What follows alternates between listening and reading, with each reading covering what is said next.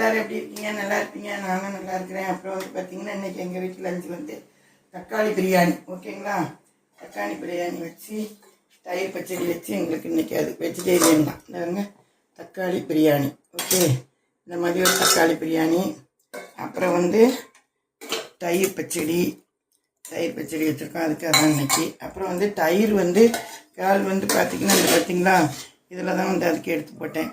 அப்புறம் பிரியாணிக்கு 2 ஸ்பூனு வந்து பால் வாங்கி ஒரு 2-3 நாளைக்கு நம்ம வைக்கணும்னா இந்த மாதிரி கொஞ்சம் வாம் பாலாக வச்சு ஊற்றுனீங்கன்னா இந்த பாருங்கள் நல்லா தயிர் இப்படி நல்லா கிருமியாக வரும். பார்த்துக்கங்க, நான் ஏற்கனவே எப்படி ஊற்றணும்னு நான் போட்டிருக்கேன். இந்த பார்த்திங்களா இந்த மாதிரி நல்லா இப்படி வரும். இந்த மாதிரி நமக்கு வந்து தயிர் வரும். ஓகேங்களா? அந்த மாதிரி தயிர் பண்ணோன்னா கொஞ்சம் நல்லா வாம் சூடாக வச்சு பண்ணுங்கள்.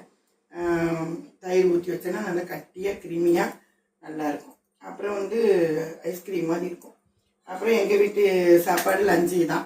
உங்கள் வீட்டு சாப்பாடு என்னன்னு சொல்லுங்கள். ஓகே ஃப்ரெண்ட்ஸ், அப்புறம் வந்து என் சேனலுக்கு ஷேர் பண்ணுங்கள், லைக் பண்ணுங்கள், சப்ஸ்கிரைப் பண்ணுங்கள். Okay, by.